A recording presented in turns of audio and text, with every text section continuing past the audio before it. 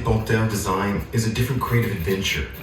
I have to ask myself, is she joyful, wild, or untamable? With each drawing, the animal reveals her personality, while also preserving the style of the maison, of course. As I sketch, her anatomy becomes clearer. The pencil glides over the tracing paper and creates movement, muscles, tension, and life. Then I move on to the gouache. I capture the light. I highlight the reliefs. I play with transparencies. I reveal the sparkle of the stones that will adorn her coat. And I focus on her reflective emerald eyes. Of course, the signature, which determines her final expression with her placement and size. And that's it. There you have it. La Panthère.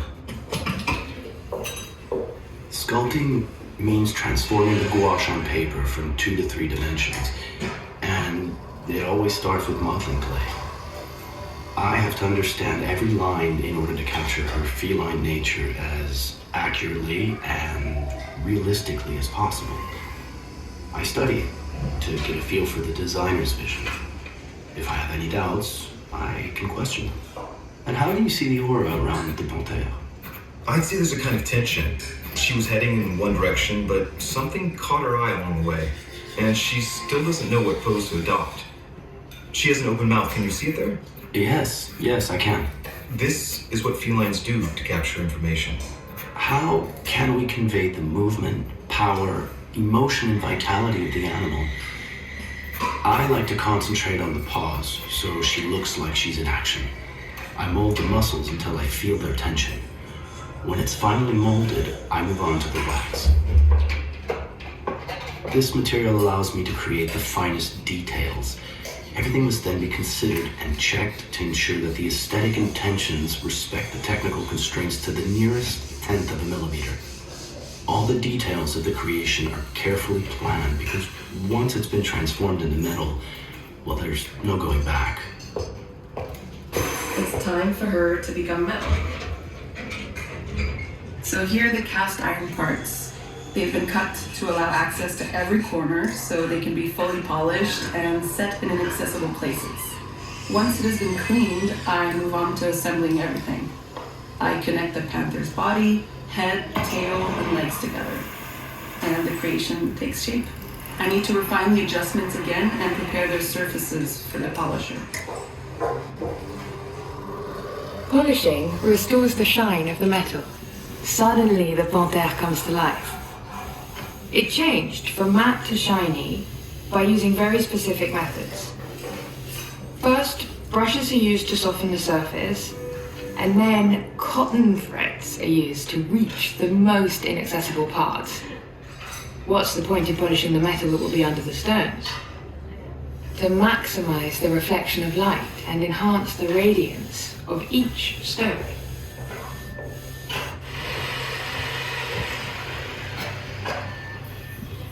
Now the Panthère is ready to receive her spots.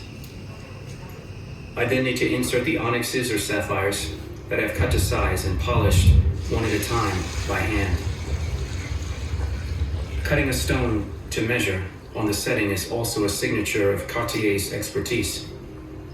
For one spot, for instance, it takes me around an hour of work. On this one, here, there are 51, and you will never find two that are alike on the same piece. I have to, more than anything, respect the irregularities produced from the jeweler's work by hand, because they create rhythm and stick to the muscles, which gives what I call lifelike movement to the feline. To be a gemologist, you have to be a passionate naturalist. I'm involved in the purchase, sorting, and selection of the stones, which I choose in consultation with the designer. Have the stones arrived? Yes, I have some beautiful eye-clean stones with no inclusions that would distract the eye.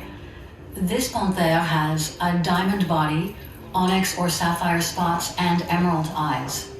Well, now I want you to tell me how you're going to create the living character of the animal.